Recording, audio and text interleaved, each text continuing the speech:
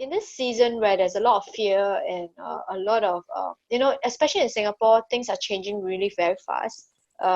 We have to keep up with the news and what's happening, and them being very social media, kind of like savvy, exposed to social media, they also have a lot of information. And how do we actually help them navigate through this season where there's a lot of fear and a lot of anxiety? And how do we actually help them, respond to these issues that are happening, and things like, having to stay at home, having to wear a mask, you have to sanitize your hands, like a social responsibilities. Sometimes they don't understand, right, as kids. So how do you actually help them, make out of this season where there's so much fear? How to show them that, we can be courageous, we don't have to be afraid, and you need to do what you have to be socially responsible, but that doesn't mean that you're afraid, of the virus, or you don't have to be afraid of, what's going to happen. How do you actually do that with the kids? You want to start with Delia? I think it's the way we talk about it at home. Like if you talk about it with fear, the fear definitely gets transferred. But to start off, both of us were not scared of the virus. Like, because to be realistic, if you're gonna get it, you deal with it, but we trust that we're not gonna get it, but also that, God is watching over us. So our language is always speaking faith and trusting God. So that's what the kids hear. And so far we haven't had any fear or anxiety from the kids that, we have to be on the lookout for that, because I also deal with my students and some of them have that anxiety thing going on, the fear, and we do the Zoom call with them. So if I can talk about my students, that might be more relevant because my kids are dealing with it fine. But how I deal with my students who show signs of anxiety and fear is really just steer them towards, because we're a Christian school, so we want to steer them towards faith in God. And in Bible class, we talk about all these verses that shows God is taking care of us. And it's constantly reminding them and praying with them that we will be okay. Because we do have a few students who are like getting disengaged from school because of they're being overwhelmed by anxiety. It can be quite concerning. So different teachers and staff and the counselor have reached out to just be there for them. So for them to know that people are there reaching out to them, it helps anchor them down to know that they're not alone. Yeah. How about you, Yen? I like what Delia said, that it depends on how we talk about things, because I feel like when the whole thing just started to blow up, Mark and I were so engrossed in the news and we would just keep updating each other in front of the kids. And I think that during that time, JD was a bit fearful, but since then, Mark and I decided to just cut off all our access to all unnecessary news and just keep logged into our city government's page, and that's it, and just all the official news stuff. I think that helped a lot because now we're not really talking about it as much. But other than that, I think Mark also picked up on it because he and JD listened to one of John Piper's sermons together a couple of days ago, and they discussed it, and then we talked about it over dinner, and I feel like it helped. Sammy's not really showing anything at the moment. I think his main concern is just being able to play with his friends again. Yeah. And Jade, does your kids have any anxiety or fear in this season? I don't think so. They are aware of what's going on, and just Josiah's really funny. Lauren's a very carefree kind of kid. She's the total polar opposite of Josiah. Josiah's a thinker. He's the introverted one. Lauren is my PR child. So if anyone's suffering withdrawals and going stir crazy, it's her. but with for them, like Delia and Yen was saying, it's about how we talk about it. And when the news came, at school, started educating the children about it, but at home, we started talking about it like a social responsibility thing. You know, why do we wash our hands? Why do we do these things? It's not just to protect ourselves, it's to care, show care for our friends and for the people around us. So for the younger ones, I think that's just a very simple way to deal with the fear. It's like, you don't have to be scared. Because God's protecting us. We always tell them that you're not alone because Jesus is always with you. You don't have to be scared. Jesus is always protecting you. And for one particular event sticks in my mind, we were talking about Passover. When Passover happened, and Josiah was asking questions about what happened during Passover, and so we were able to use that to explain, you know, the blood of Jesus is over our house. We don't have to put it on our door, because he knew the story from all the Sunday school classes he's been going to. Well done, teachers. and yeah, using that, we were able to say, yes, God's blood protects us, it sanctifies us, it keeps us safe. And you know, while we're doing this, we also were quite open about things we were doing. I would bake things and then send them to friends, and then the kids would be like, oh, what are you doing, Mommy? What are you doing? And I would just say to them, you know, Mommy was praying, and Holy Spirit put on my heart Uncle so-and-so and Auntie so-and-so. So we're just going to show them that we care by sending, I don't know, hot cross buns or something over their way. So just little things like that. Yeah, I just love it, you know, and what Jade shared about, you know, just doing little things for people and our children, like asking, because like I took some time to kind of like send love package to our friends, and then one of my daughters got to, I mean, they realized that I was doing it, and then one of the days she said she wants to go to the bank and get a debit card. She wanted a credit card for her birthday. Of course, I said no. I said, you can get your debit card. You can use whatever is in your bank, just not my money, right? So when we came back the car ride from the bank, after she got her card, she's like, oh, I'm so excited. I said, why? I said, oh, then I get to send things to my friend, like what you did, you know, and she's like totally excited about it. And I was like, it's just a small thing, right, for me, but I'm just so encouraged that our children observe these little things and they want to show kindness to their friends. And it's just so important, like in this season, for us to kind of like demonstrate like what it's like to show love, demonstrate what it's like to be not afraid, to be strong and courageous. And for us, it was a very interesting time because one of our relatives was tested positive, and then she passed on. And it's like death is really, you know, really strike home, right? And how do we actually tell them that, hey, you know, but God is still in charge. God is still taking care of all of us. And one day I was talking to one of my daughters, and I say, do you know why people are so afraid? Like, you know, this toilet paper phenomena that is like, we thought it's only us Singaporeans, but it's like around the world it happens. Like, why is this panic buying happening? And so I asked her, why do you think people are so afraid? And she goes like, oh, I think they're afraid of dying. And I go like, yeah, it's true. And you know, I say, as believers, we don't have to be afraid of dying because we will be with Jesus, right? We'll see him. And I say, so I asked her, if mommy is not afraid of dying, so what is this virus to me? And she thought for a while. She was like, nothing. Right? This virus is nothing to me if I'm not afraid of dying. And I said, that's true. You know, I say, that's what this virus is to us. It's nothing. You know, we don't have to be afraid. You know, we have to live responsibly, but we don't have to be afraid. And I think it's so important for us to start sowing seeds of faith and seeds of love into our children that they can learn. And maybe you can share with us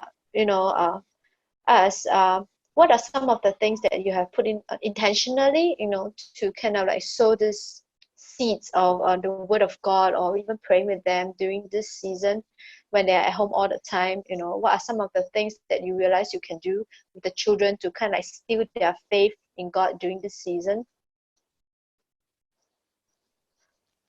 Want to go first?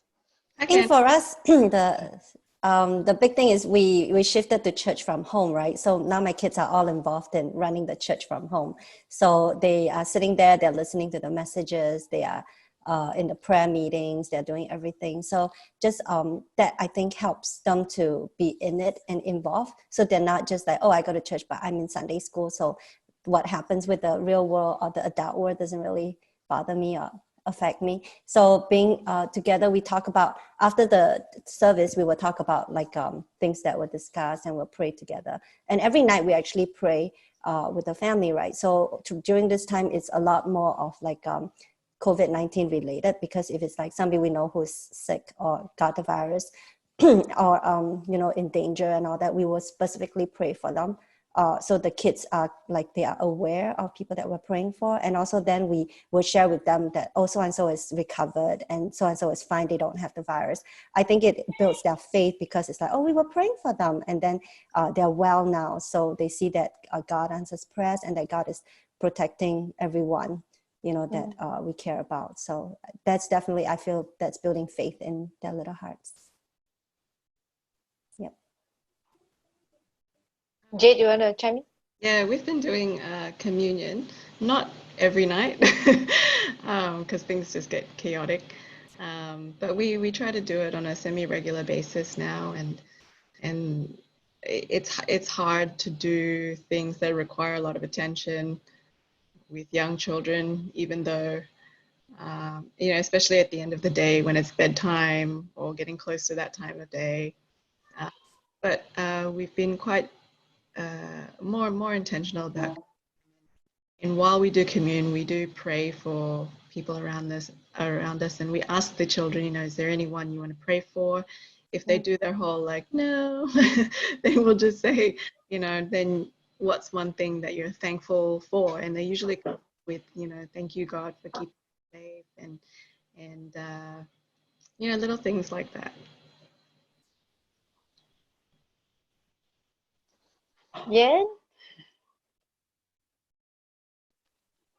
So for us, I think what really helped is the kids' church, because just before quarantine, we separated the junior class. So we're actually following this material that covers the book of Genesis. So when the quarantine happened, we were right in the story of Noah, and all the kids just did it too. And part of the lesson, one of the lessons that really stood out to me was we tried to figure out how long Noah was in the ark. So he was there 11 months. 150 days plus 70 plus 7, right? 7. 11 months. 100 and something. Almost a year. So all the kids were like, we don't want to stay inside for a whole year. But we started discussing things like, what could they have been doing in the ark the whole time? And all the kids were like, they were praying, they were singing, they were feeding all the animals. Yeah, so I guess it's that's the biblical part. But other than that, I think we're doing a lot of exposure to nature because of our mini garden. So it's more of a lot of life skills and just enjoying creation out in our backyard. Yeah. So we also did, I think, what Delia was saying, like we rarely have a chance for all of us to attend service at the same time. So now with service going online, I have to tell them that I expect them to dress up and be ready for church at this time, right? It's very, very important for us to honor God, right? With our Sunday best. So so after the service, we will kind of like, share a takeaway from the message and then pray together. On a daily basis, it's more of like, having a worship together in the night, especially before we wind down, and, to just worship together with the kids, the younger kids, the older ones, they're on their own. But really to take this time to keep pointing them to God, right? What's God saying? What's God doing, right? And to, begin to really treasure this Deuteronomy 6, right? To whether it's standing up, lying down, sitting down, we keep telling them about God's word, God's blessing, God's protection. And such a good time right now to, really build the faith of our children. They are with us 24/7. There's nowhere they can go. And we don't have to be like all the time doing that, but just find opportunity when it comes up, right? Build in that routine with them and help them understand, why is it so important to have our faith, still in God, right? And not just on things they're temporal, but the eternal things of God, they're so important. And if there's one takeaway you want to encourage all the parents out there, what would you say to that?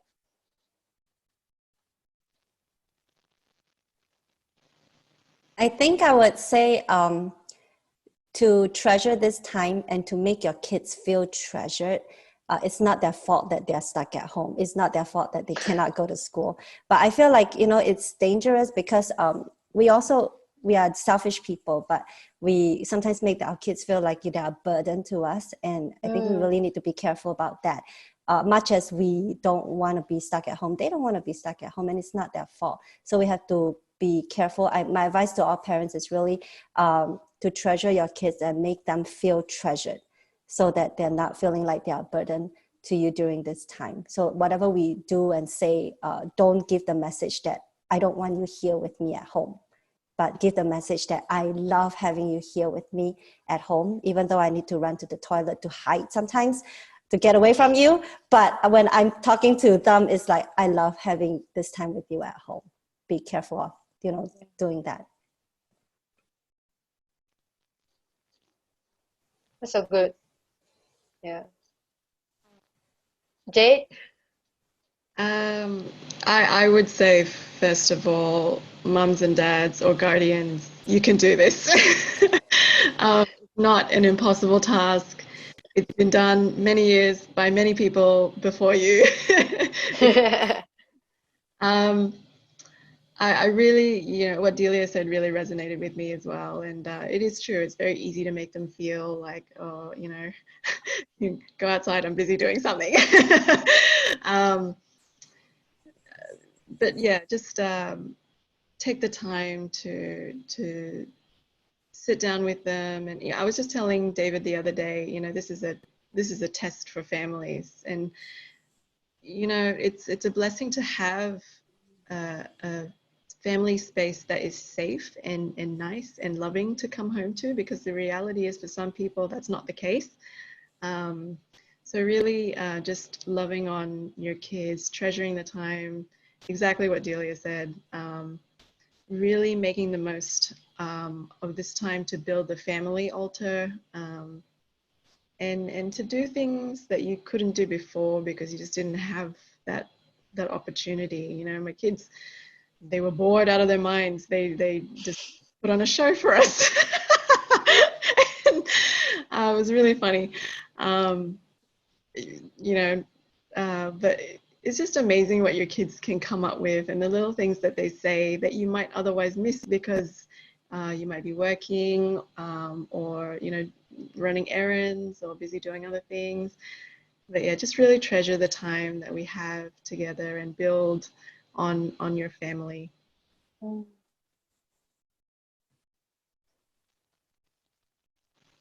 Yeah. I think for me, I want to leave a takeaway for all the parents, especially here in the Philippines, who are suddenly planning to homeschool without having had any prior plans to do so. School here starts again in June, but they're now looking at moving it to August, possibly because of the virus and stuff. Anyway, I've been getting quite a few inquiries from people who really think they want to homeschool, but I think my point is that I want to encourage these parents to focus more on their relationship first, because I feel like when people talk about homeschooling, most of the pressure is on academics, on doing the lessons, accomplishing things, and just getting good grades and stuff. So I feel like I want to just, like what you said about taking this time to treasure the kids. I want to encourage parents to just focus first on building heart connection with their children, especially through this time. Yeah, so important, right? You know, I think one of the interesting thing that we think that by being at home 24/7, we have a lot of time with our kids. But that's not the truth. You know, some people are just so busy trying to do things with the kids rather than being with their kids, right? Being with them and really, connecting with them. And I was telling my husband that, I think with like in Singapore, like domestic violence going up because people are staying at home more, it really shows the brokenness of the state of our relationship at home, and I just want to encourage everyone to take this time to reflect, what are the areas in your life or in the family that has been broken, and God is just giving us this opportunity to restore and to amend, what has been broken, and He wants to, really turn uh, uh, ashes into beauty, right? He can restore what has been broken, and I think this is such an important time for us to do that, and that he is more interested in a spiritual heritage more than just finances, rubies, or degrees and all that. But he's really more interested in the spiritual inheritance for our children, and this is the great time for us to build that in our kids. And when we talk about spiritual inheritance, right, these things cannot be taken away from our kids. I mean, money can be taken away, things can be taken away, houses can be taken away, but what we are doing right now with the kids, praying with them, having heart connection with them, these things cannot be taken away. And just want to encourage all the parents, out there that, this is such a good time, to reflect, any brokenness. God is more than able to heal us, of this brokenness, and He wants us to enjoy our family and have this rich heritage for our children, not just our children, but our children's children and generations to come, to reap what we're sowing right now for them. So, yeah, thank you, ladies, for this time.